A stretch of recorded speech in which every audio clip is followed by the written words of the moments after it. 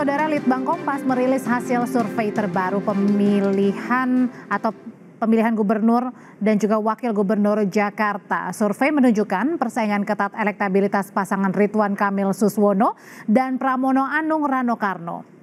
Survei Litbang Kompas yang dilakukan pada tanggal 15 hingga 20 Oktober 2024 menyasar pada 1.000 responden yang dipilih secara acak. Dari 3 pasangan, persaingan paling ketat elektabilitasnya terjadi antara pasangan Pramono Rano dan Ridwan Kamil Suswono. Sementara untuk elektabilitas pasangan calon nomor urut 2 Dharma Pongrekun Kunwardana di bawah 4%. Peneliti Litbang Kompas Rangga Eka Sakti menyebut jika merujuk pada hasil survei maka terbuka kemungkinan Pilkada Jakarta berlangsung 2 putaran. Untuk ada dinamika. Jadi setiap paslon ini punya kesempatan yang terutama paslon nomor 1 dan 3 ya. Itu kalau kita bisa lihat memang keduanya masih memiliki kans, terutama apalagi kalau kita lihat bahwa memang di Pilkada DKI itu kan dia harus 50% plus 1 ya. Jadi ada kemungkinan memang berjalan di 2 putaran. Dalam survei Litbang Kompas periode 20 hingga 25 Oktober 2024 dengan 800 responden, elektabilitas pasangan Ridwan Kamil Suswono ada di angka 34,6%. Sementara pasangan Dharma Pongrekun Wardana 3,3% dan untuk pasangan Pramono Anung Rano Karno punya elektabilitas 38,3%. Dan untuk yang menjawab tidak tahu 23,8%.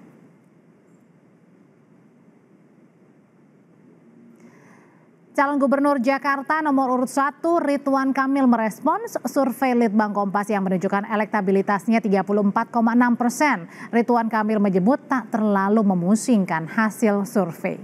Ridwan Kamil menanggapi santai hasil survei Litbang Kompas yang menunjukkan kadar parpol mengusungnya yang justru memilih pesaingnya. Menurut Ridwan Kamil, hasil survei apapun akan menjadi bahan evaluasi.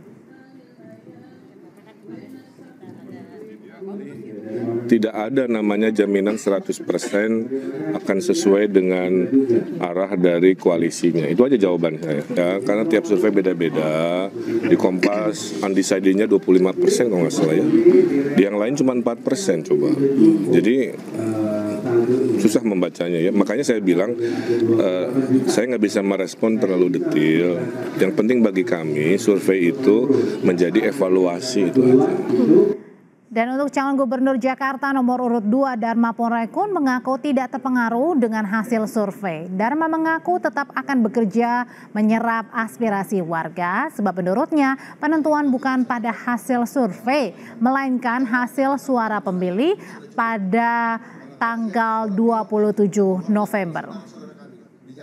Selalu ditakut-takuti dan datanya selalu dimulai. Saya hanya ingin berusaha bekerja semaksimal mungkin dan hasilnya bukan ditentukan oleh lembaga survei tetapi ditentukan oleh pilihan hati rakyat yang merasakan dan meyakini bahwa yang hadir di hadapannya itu akan dapat melindungi masa depan rakyat supaya ekonominya bisa naik pulih ke level layak. Calon Gubernur Jakarta nomor urut 3 Pramono Anung meminta tim pemenangan tidak cepat berpuas diri dengan hasil survei Litbang Kompas. Pramono mengaku hasil survei menunjukkan bahwa timnya sudah berada di jalur yang tepat dan akan tetap berjuang hingga akhir masa kampanye Pilkada Jakarta usai. Tidak akan merubah apapun yang akan saya lakukan, saya tetap fight. Saya tetap akan konsolidasi ke bawah, jadwal saya tidak akan berkurang. Karena saya tahu ini masih 22 hari, sehingga apapun masih bisa terjadi. Tetapi yang jelas dari hasil survei itu terlihat bahwa apa yang kami lakukan, saya dan Bang Dul itu sudah on the right track. Dari yang tidak diperhitungkan sama sekali, sekarang ada di angka 38,4. Untuk membahas mengenai hasil survei Litbang Kompas soal elektabilitas pasangan calon gubernur wakil gubernur Pilkada Jakarta, kita akan membahasnya malam hari ini dengan peneliti Litbang Kompas Yohan Wahyu, juru bicara tim Ridwan Kamil Suswono, ada Muhammad Fatul Bahri, ada juga juru bicara tim Dharma Pongrekun Kunwardana Iksan Tualeka, dan juru bicara tim Pramono Anung Rano Karno, Aris Setiawan. Selamat malam Bapak-Bapak semua. Selamat malam, Audrey. Ya, saya mau ke Mas Yohan dulu. Mas Yohan, sebenarnya kenapa nih dari 3 pasangan calon ini belum ada yang menyentuh angka maksimal nih untuk tingkat elektabilitasnya menurut Litbang Kompas? Ya, ini survei pertama memang setelah penetapan pasangan calon ya. Kompas pernah survei jauh sebelum penetapan pasangan calon. Tentu 2 survei itu tidak bisa kita bandingkan. Kita melihat survei yang Oktober ini memang kelihatan begitu ketat antara pasangan nomor urut 1 dan nomor urut 3 gitu ya. Selisihnya bahkan hampir mepet dengan sampling error kita. Karena itu tidak bisa kita menyimpulkan siapa yang unggul pada saat survei ini. Tapi yang jelas 2 pasangan calon ini memang memiliki peluang yang relatif sama gitu ya. Karena itu bersaing ketat gitu ya. Kalau dalam laporan Kompas hari ini kita sajikan memang potret ketika survei ini dilakukan ada 2 pasangan calon yang sangat-sangat mendapatkan antusiasme yang tinggi dari pemilih di Jakarta. Kelihatan dengan mepetnya suara antara keduanya yang 3-4% selisihnya. Nah ini bisa saja memproyeksikan apakah Pilkada Jakarta itu akan terjadi 1 putaran atau peluangnya justru lebih tinggi menjadi 2 putaran. Tentu tergantung ini faktor paling apa yang memperkuat nih untuk 1 atau 2 putarannya, Mas Yohan, di sisa waktu yang ada? Kalau kita lihat potensi penambahan elektoral ya, dengan mempertimbangkan sampling error, ini potensi suara yang akan terjadi nanti sekitar 46-51-53%. Jadi itu rentang elektoral kalau kita baca berdasarkan survei Oktober ini. Artinya peluang 1 putaran itu memang ada, tapi sebenarnya tidak sebesar peluang 2 putaran. Kalau kita lihat rentang margin dari sampling error kita dalam konteks elektabilitas hari ini, hasil Oktober ini. Jadi memang Grace, Jakarta ini kan unik karena aturannya berbeda dengan pilkada-pilkada kabupaten yang lain. Ada variabel elektoral yang 50% per 1 yang mau tidak mau. Ini menjadi tantangan bagi ketiga pasangan calon. Apakah memungkinkan Jakarta 1 putaran atau 2 putaran, bergantung 3 pekan ke depan gitu ya. Nah, kalau gitu saya mau ke Mas Fatul dulu deh kalau gitu. Mas Fatul, dengan tadi bisa 1 putaran, jangan-jangan bisa juga 2 putaran. Nah, apakah dari tim RK Suswono ini juga sudah mempersiapkan kalau misalnya terjadi 2 putaran? Ya, sebelumnya terima kasih banyak. Ini Kompas sudah merilis hasil risetnya ya, dengan Litbang Kompas, dan juga kita ya alhamdulillah dalam berbagai aspek mau naik mau turun tuh harus disyukuri, karena kalau naik jangan besar kepala, kalau turun juga jangan berkecil hati, terus berjuang gitu ya. Dan ini potret yang cukup menarik karena juga selain memang Kompas ada juga kan di periode yang sama ini juga dirilis posisi kita juga sebaliknya malah unggul gitu oleh survei Parameter Politik Indonesia di rentang waktu yang sama tanggal 21 sampai 25 Oktober. Jadi tentu ini kita amati terus, apalagi survei Kompas biasanya juga banyak sekali detail-detail yang bisa menjadi masukan buat kami. Lepas dari itu tentu yang tadi ditanyakan kita tentu menyiapkan segala kemungkinan ya. Dan yang utama ya pastinya semua calon dan kita pun juga pasangan Ridwan Kamil Suswono ya ingin mendorong bahwa kemenangan kita kemenangan 1 putaran dengan apa yang kita lakukan. Mas Fatul, sebenarnya dari evaluasi yang ada yang singkat ini ya, kita merujuk saja pada hasilnya dari Litbang Kompas. Sebenarnya evaluasi terbesarnya apa nih? Di mana? Apakah karena gerak dari mesin parpol ini kurang berjalan maksimal? Ya, kalau evaluasi tentu kita jadikan pertimbangan internal ya. Tentu itu kalau kita buka ya kelihatan semua dong. Ya karena kan kita membahas strategi tentu ya tidak terbuka untuk publik. Ya, tapi yang kita lakukan tentu ya kita optimalkan semuanya, mesin partai, mesin relawan, komunitas, berbagai jejaring, bahkan mungkin kemarin yang dianggap sensitif pun juga ternyata jadi pembahasan publik ya ketika Pak Ridwan Kamil bertemu dengan Pak Prabowo misalnya. Ya padahal itu konteks politik biasa karena Pak Prabowo juga kan ketua umum Partai Gerindra. Ya pasti dukungan politik, dukungan untuk Pilkada Jakarta ya pasti disampaikan ke Ridwan Kamil, bahkan dia kan udah tanda tangan sebelumnya. Ini hal yang umum sebetulnya. Tapi ya ini hal-hal yang coba kita lakukan yang paling utama tentu ke grassroots masyarakat, karena disitulah basis real dalam hitungan yang kita lakukan untuk melakukan perjuangan di pilkada ini. Nah, kalau dari pasangan Dharma Pungrekun Wardana nih, Bang Ihsan, apa catatannya nih? Karena 3,3% nih ternyata nih elektabilitasnya. Ya, pertama kita mengapresiasi ya hasil survei dari Litbang Kompas, karena bagaimanapun publik menanti hasil dari lembaga survei yang tidak punya afiliasi dengan dengan kandidat atau dengan kontestan. Jadi memang sudah di-declare juga sama Kompas, ini benar-benar dibiayai sendiri oleh Kompas, jadi biasanya jauh lebih objektif atau otentik begitu. Yang kedua, kami juga melihat respon bagaimana tadi RK dan kemudian Mas Pram ya, sama-sama Mas Pram bilang tidak peduli dengan hasilnya, Mas RK juga menyatakan hal yang sama. Jadi ini masih ada waktu 25 hari lagi. Lalu kemudian kalau kita lihat undecided voter dari hasil survei ini juga cukup tinggi. Kami tetap mau menjaga optimisme walaupun sebenarnya ini juga jadi catatan atau evaluasi karena memang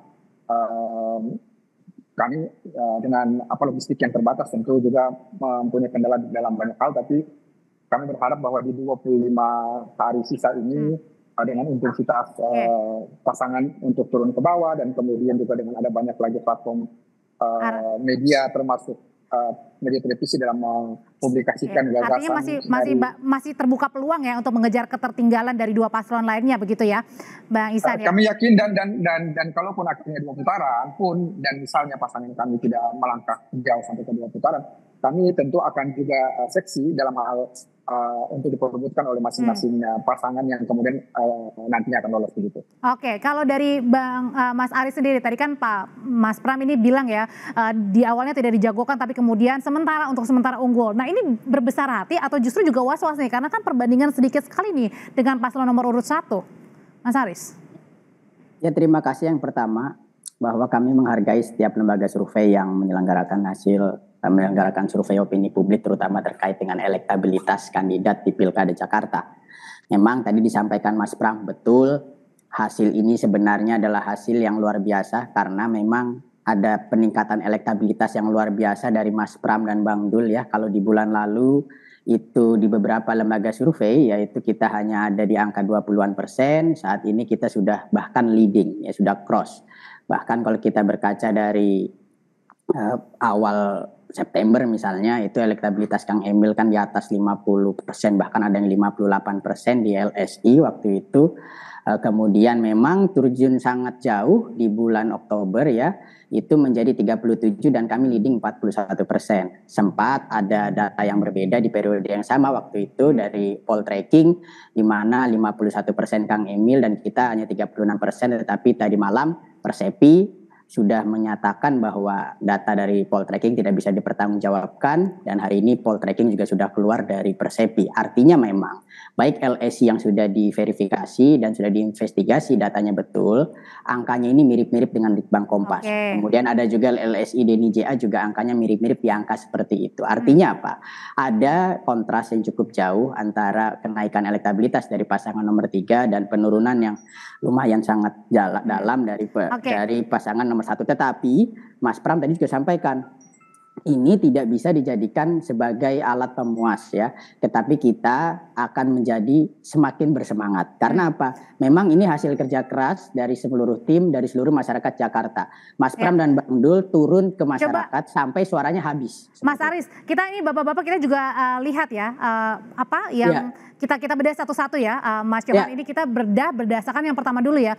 Untuk generasi yang Z ini di bawah 28 tahun memilih 40,6% memilih Ridwan Kamil Suswono, kemudian 4,2% memilih Dharma Pungrekun dan 31,3% responden memilih Pramono Rano. Sementara sisanya tidak tahu.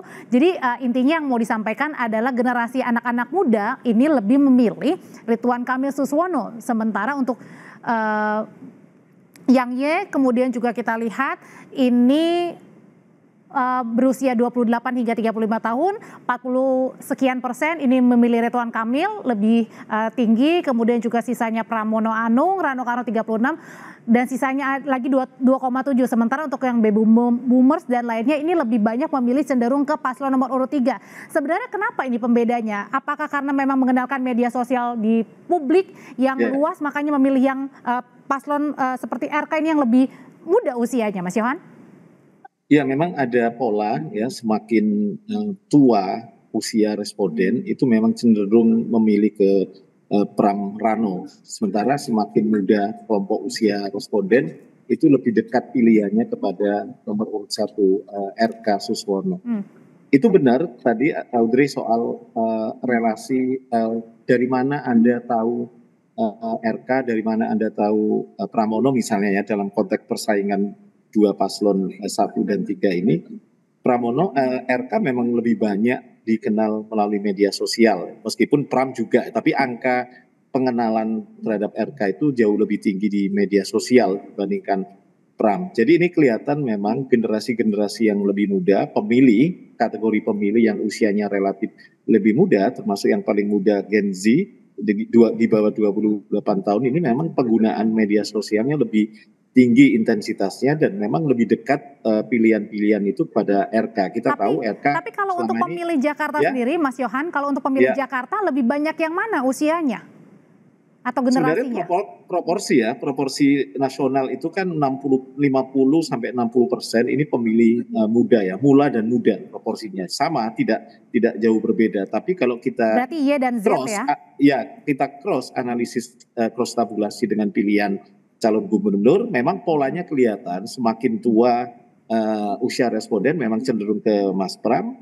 semakin muda usia responden cenderung ke RK. Tapi distribusinya relatif masing-masing pasangan calon ini ya punya pemilih dari 4 kategori generasi tadi, Audrey. Tidak bisa kemudian ngumpul salah satu ke RK, ngumpul salah satu ke Pram misalnya. Kalau gitu sekarang saya mau nanya ke Mas Aris. Mas Aris, kalau dari data yang kita belah tadi dari Litbang Kompas ya, justru yang PR-nya adalah menaikkan untuk generasi Z dan juga Y yang merupakan mayoritas nih pemilih. Nah, ini mesin kerjanya seperti apa nih dengan menaikkan anak-anak muda untuk lebih paham lagi untuk memilih Pramono Rano?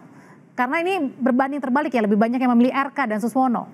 Ya, kalau kita sampaikan perkembangan data survei terkait dengan pemilih muda itu juga cukup baik ya, karena sebelumnya malah lebih sedikit yang memilih Mas Pram dan Bang Dul ya di kalangan Gen Z dan generasi milenial. Itu proporsinya di Jakarta sekitar 48%. Ya, tetapi kesini semakin hari ini semakin Gen Z dan generasi milenial mengenal Mas Pram dan Bang Dul, semakin mencintai mereka dan semakin ingin memilih Mas Pram dan Bang Dul karena program-programnya dianggap program yang realistis, program yang benar-benar bisa bermanfaat bagi generasi Z dan generasi milenial. Karena apa? Generasi Z misalnya ingin lapangan pekerjaan, generasi Z ingin akses mencari kerja, kemudian kemana-mana tidak macet. Ini dan Gen Z tidak suka yang hanya berimajinasi-imajinasi, itu sudah terbaca. Maka memang ada kenaikan. Kalau misalnya dibanding Kang Emil itu memang pengenalannya lebih tinggi Kang Emil, itu sangat wajar. Kita lihat dari jumlah followernya dan Kang Emil sudah lama bermain media sosial.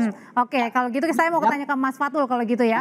Terus meningkatkan dan hari ini terbukti semakin hari semakin banyak pemilih Gen Z dan milenial yang semakin mengenal Mas Pram dan Bang Dul, semakin ingin memilih. Jadi tingkat pengenalannya dan ini sudah kita lakukan secara maksimal dan saya yakin nanti pada hari H pemilihan minimal sama dan akan unggul kita di generasi milenial dan generasi Z. Nah, untuk paslon nomor urut 1 nih, ini kan kebanyakan yang menggunakan media sosial memilih pasangan paslon nomor urut 1 ya, Mas Fatul. Nah, tapi sebaliknya nih, lebih tinggi untuk atau lebih kurang ketika pada saat yang baby boomers. Nah, ini sebenarnya catatannya bagaimana? Apakah karena memang konsentrasi Kang Emil dan juga Pak Suswono ini lebih banyak menyasar ke medsos anak-anak muda gitu?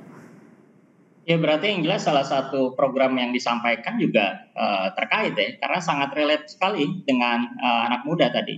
Jadi konteks tadi imajinasi salah betul tuh, mungkin Anda yang berimajinasi, tapi misalnya tentang hunian misalnya, itu luar biasa, sangat dibutuhkan oleh anak muda zaman sekarang.